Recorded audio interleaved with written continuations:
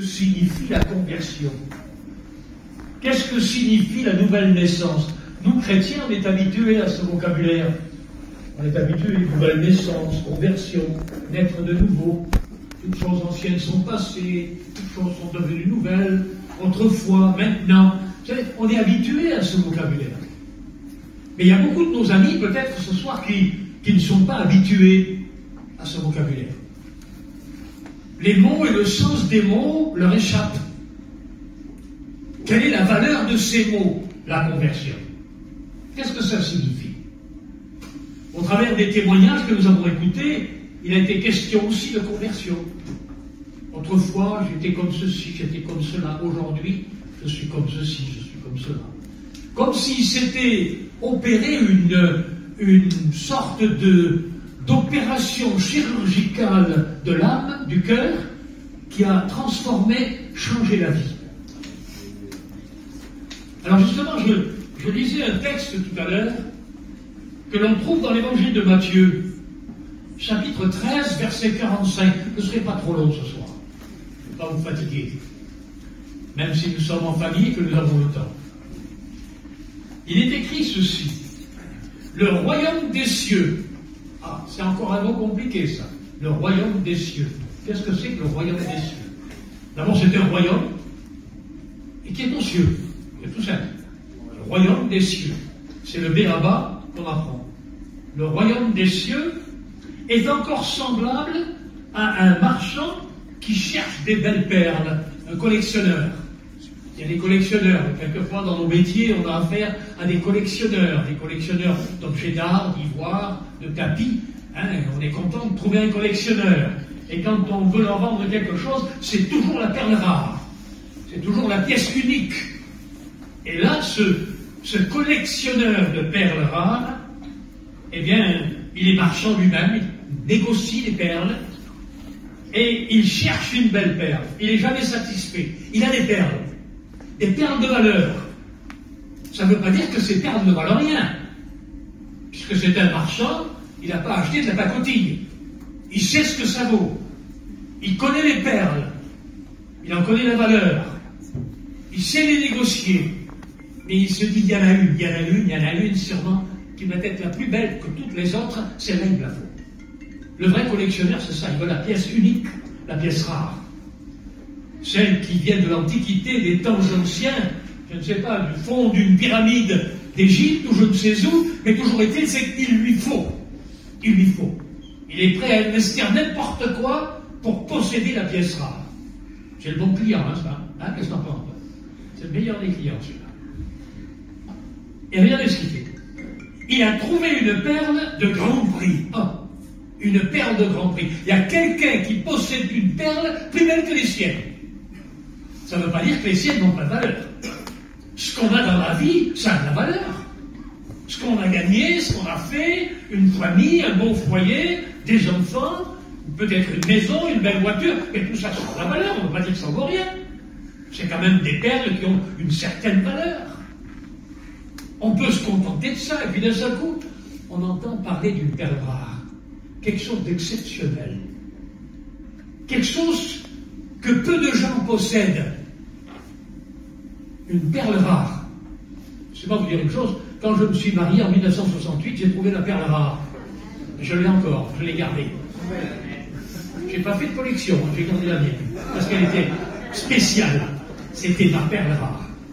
Est-ce que vous comprenez ce que je veux dire?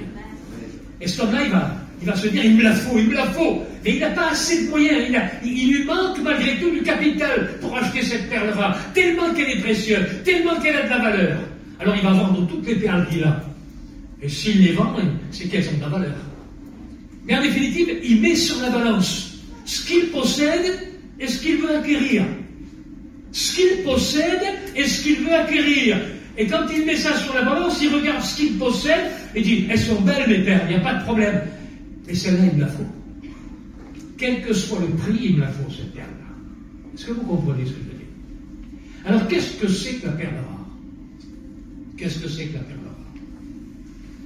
Je voudrais poser la question à nos amis qui sont ici, frères, sœurs. Est-ce que vous connaissez le processus de la fabrication d'une perle?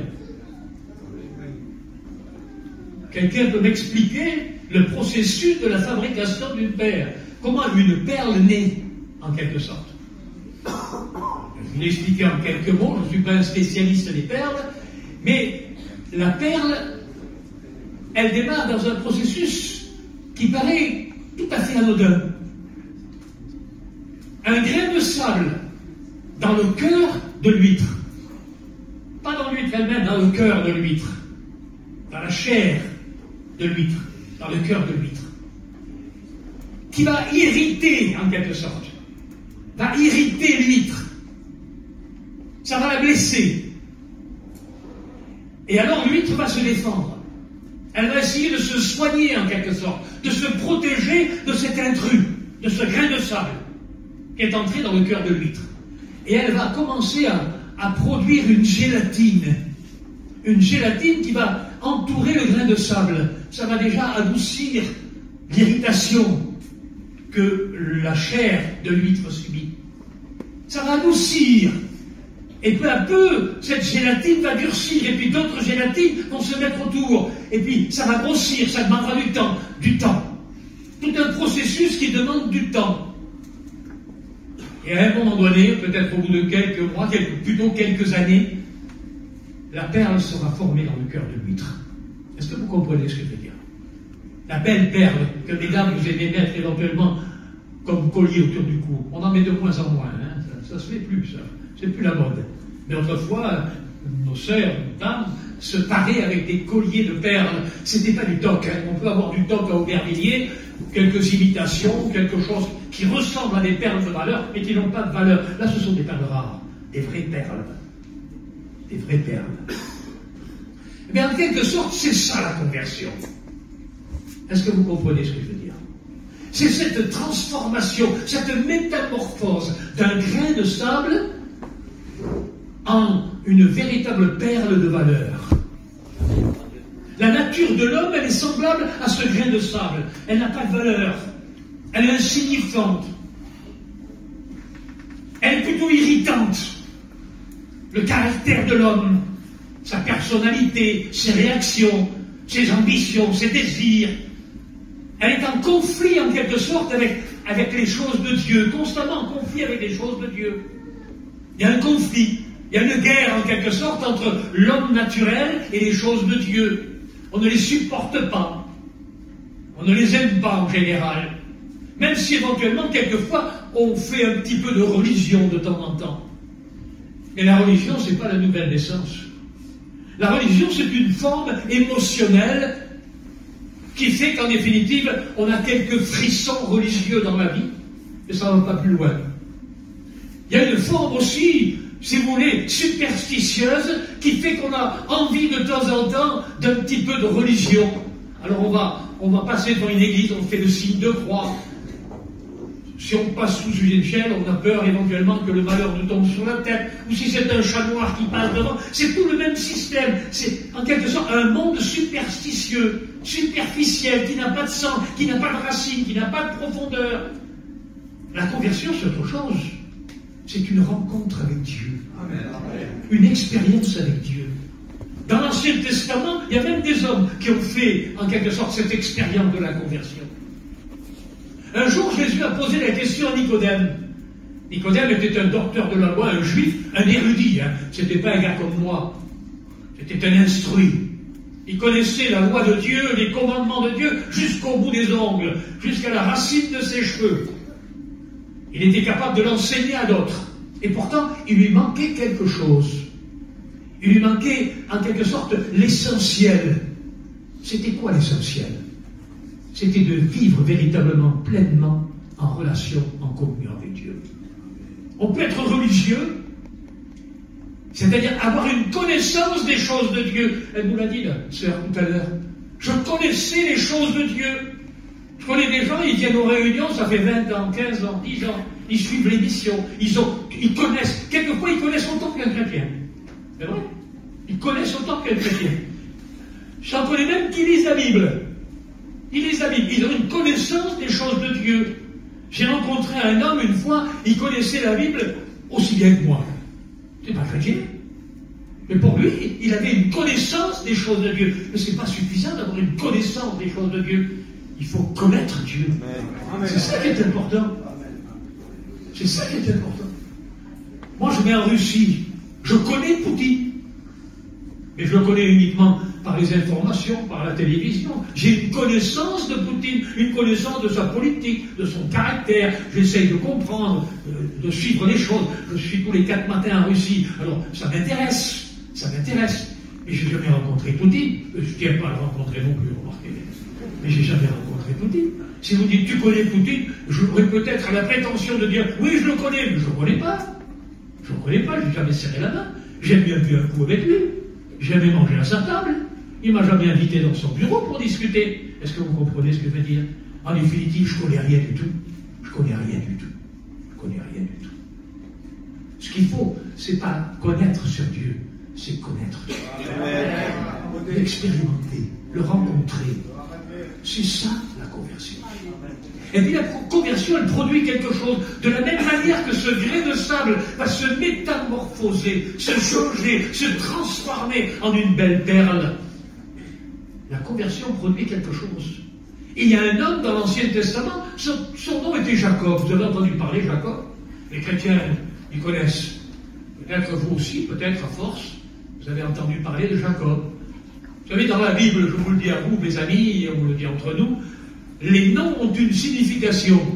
Il n'y a pas de hasard avec Dieu. Il y a des gens qui pensent que c'est le hasard. Dieu, c'est le hasard. Le monde a été fait avec du hasard. Laissez-moi vous dire, c'est bizarre le hasard. Mais ça ne fait rien du tout, le hasard. C'est Dieu qui fait toutes choses. Amen. Et son nom, ce fameux Jacob, signifie menteur, voleur, tricheur. Il a trompé son père, sa mère, sa grand-mère.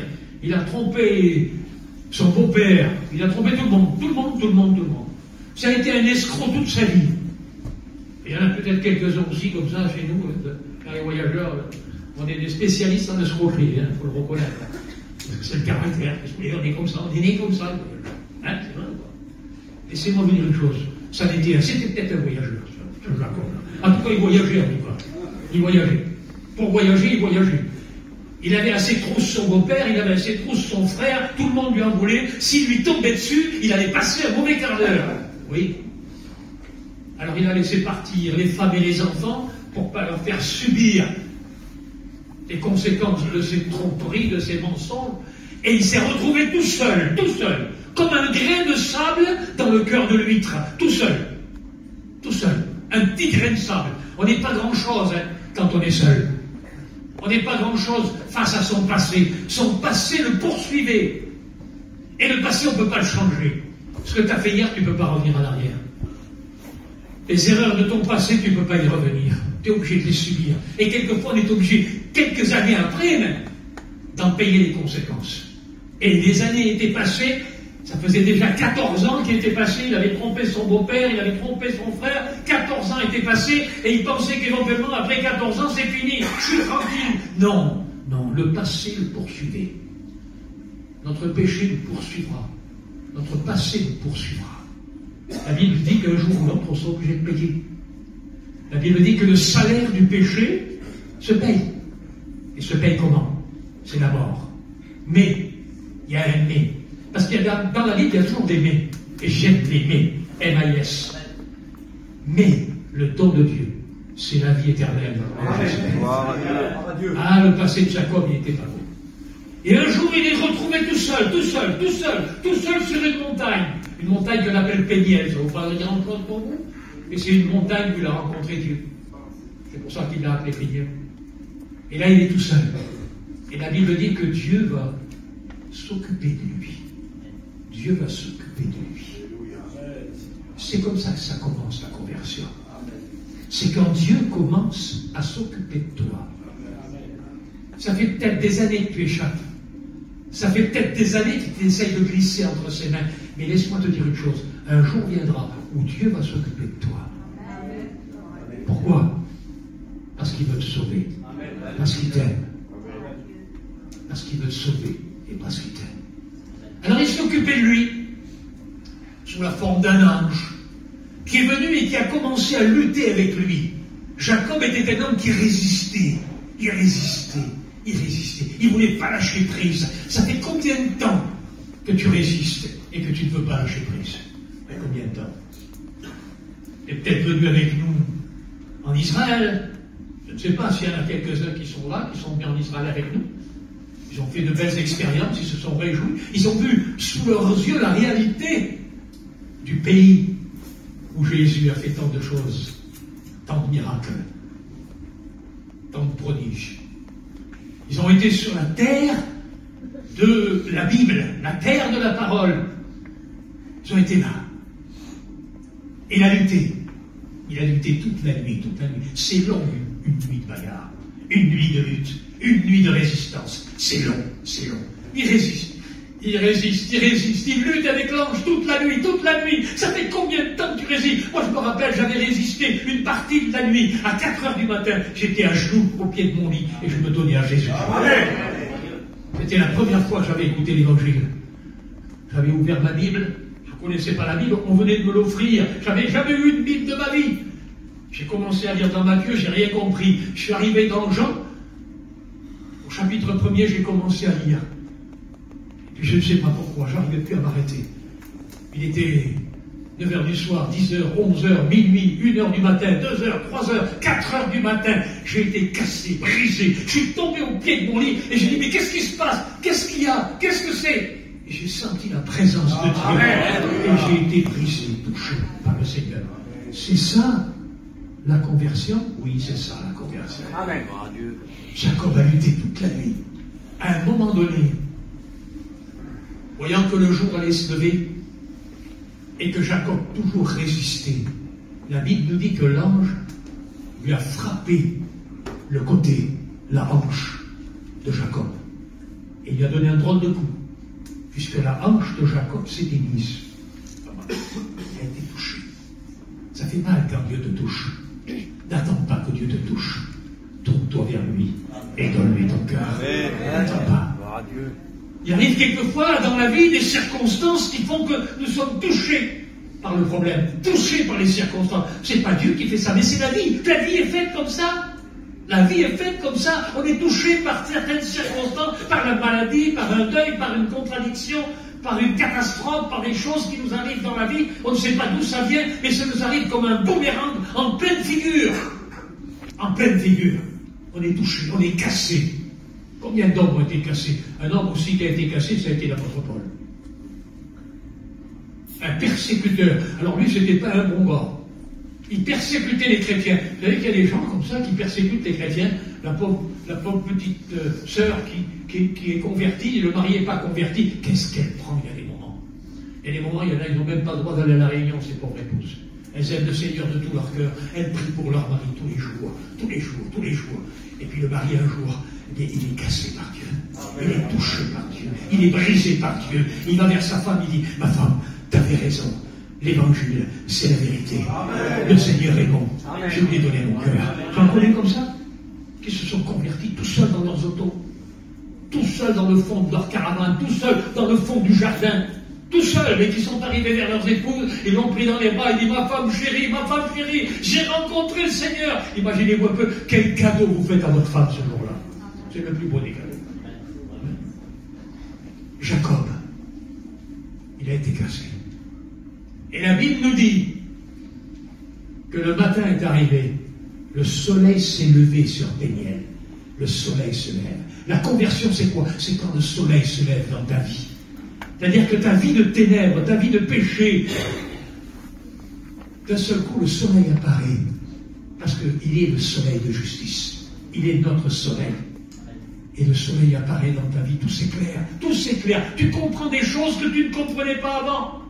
Tu vois les choses de façon différente.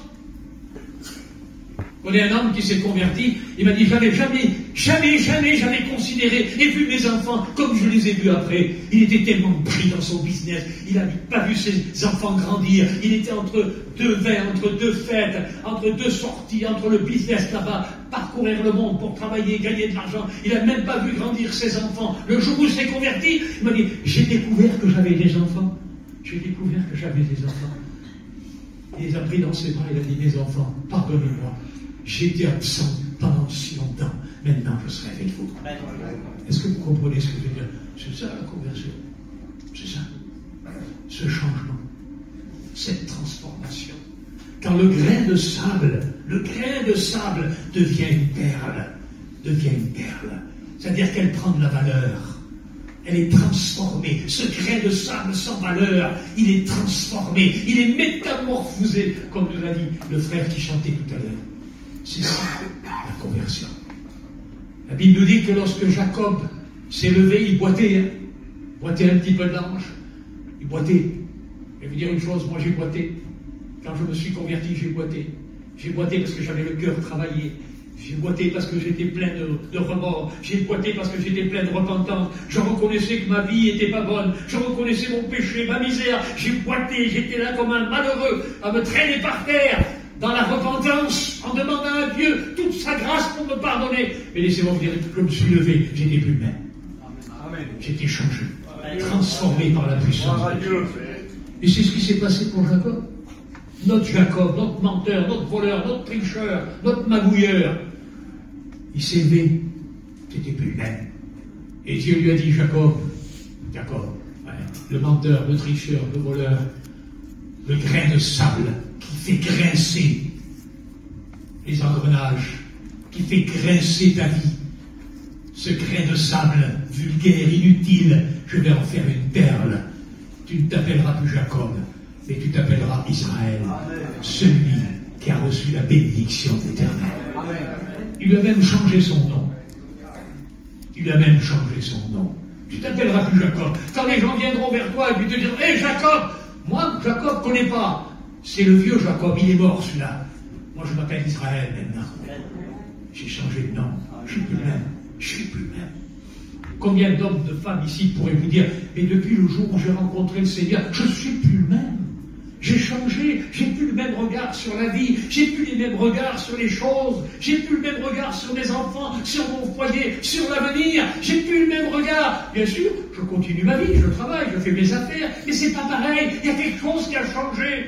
Quelque chose qui s'est amélioré, la perle a commencé à se former et elle deviendra une perle de grand prix dans le royaume des cieux. C'est ça, la conversion. Est-ce que vous comprenez? Et qui c'est qui fait cela? Quel est celui qui peut opérer un tel miracle? Transformer un grain de sable en une perle de valeur. Qu'est-ce qui peut? Et qui peut faire un tel miracle?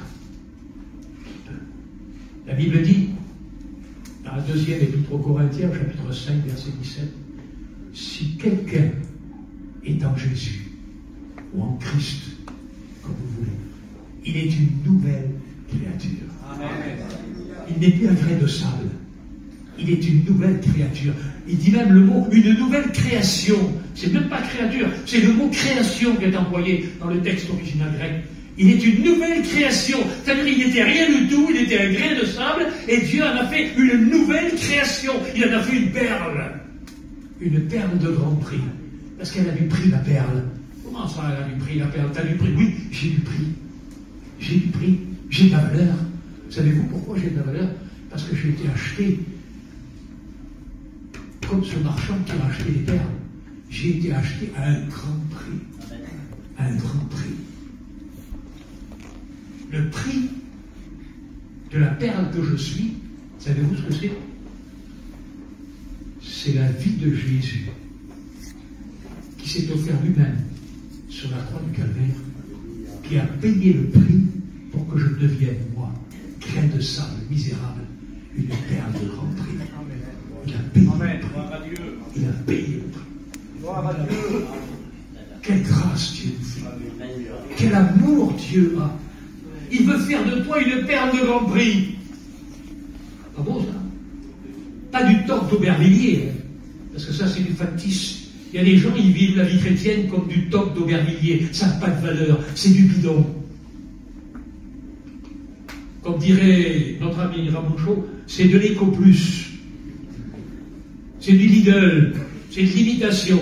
Le vrai a de la valeur, le vrai. Et vous savez ce que c'est que le vrai. Vous savez faire la différence entre le vrai et le faux. Est-ce que vous comprenez ce que je veux dire?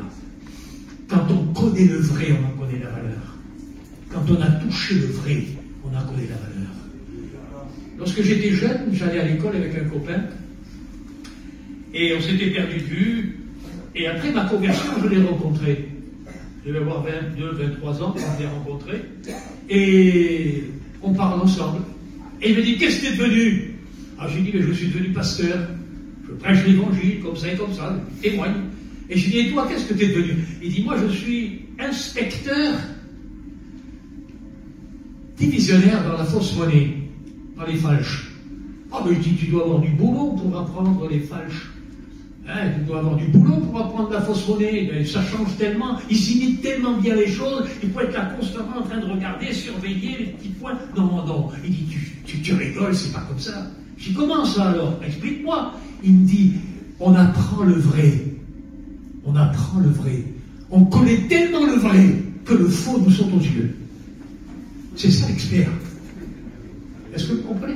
Si vous n'êtes pas un expert, vous allez vous faire rouler avec du faux, avec du toc, avec de l'imitation, avec une fausse signature, avec un faux billet. Et quand on connaît vraiment le vrai, on ne peut pas se faire rouler. Laissez-moi vous dire une chose, on ne s'est pas fait rouler quand on a trouvé le vrai, quand on a trouvé la perle noire. On ne s'est pas fait rouler. Ne vous faites pas rouler, les amis. Ne vous faites pas rouler par n'importe quel raisonnement humain qui veulent vous détourner de la vérité, qui veulent vous séduire. Connaissez le vrai, connaissez le vrai. Moi, je connais le vrai. Je ne dis pas que je connais tout du vrai. Non, je ne connais pas tout. J'apprends tous les jours. Ça fait 61 ans que je lis la Bible et je continue à apprendre tous les jours. Je ne connais pas tout du vrai, mais je connais le vrai. Le vrai, c'est Dieu. Le vrai, c'est Jésus. Il est dans mon cœur. Il vient avec moi. C'est ça la différence. Je ne vous demande pas de connaître tout, mais de connaître le vrai. Le vrai, c'est Jésus. C'est ça la conversion. Est-ce que vous comprenez ce que je veux dire? C'est ça la conversion. La conversion, c'est le connaître. La conversion, c'est avoir fait une expérience avec lui. La conversion, c'est de reconnaître humblement, misérablement, en se frappant la poitrine. Seigneur, je sais que je suis qu'un grain de sable. Je suis rien, Seigneur. Je suis qu'un petit grain de sable. Même si moi, je veux paraître ce que je ne suis pas. Même si je veux flamber aux yeux des hommes. Même si je veux en foutre plein la vue. Seigneur, je sais que je suis qu'un grain de sable. Un misérable.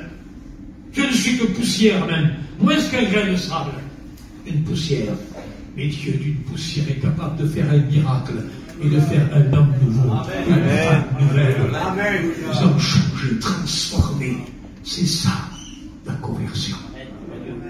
Est-ce que tu es d'accord avec moi, chanteur? Il n'est pas là, mon chanteur? Ah, c'est ça. Tu vas nous le rechanter tout à l'heure. Hein, tu prépares ton playback. Je veux que tu nous rechantes ça et que tu exprimes bien les paroles de ce cantique. Que tu les dises clairement. Pour que chacun de nous puissions nous remémorer ce que c'est que la conversion. Est-ce que vous comprenez? C'est ce message-là, tout simple, que je voulais partager avec vous ce soir.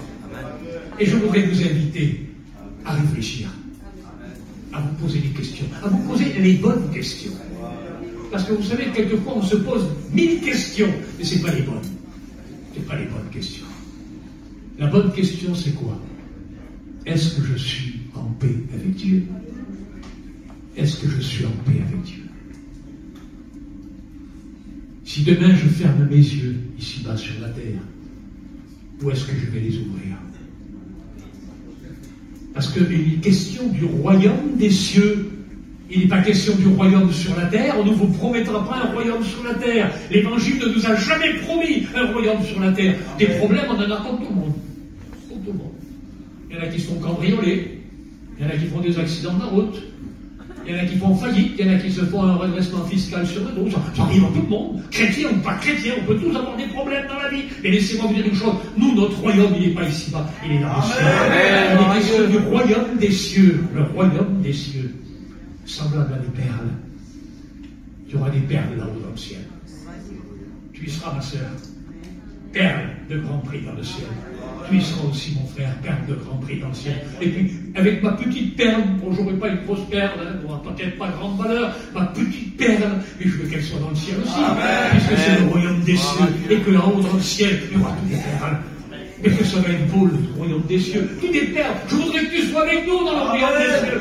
Je voudrais que tu sois une perle, non pas le grain de sable, mais une perle qui rentre dans le royaume des cieux. Lorsque notre bien-aimé Sauveur viendra chercher son collier de perles. Est-ce que vous comprenez ce que je veux dire? Alors on va écouter notre frère nous chanter ce merveilleux cantique. On va le laisser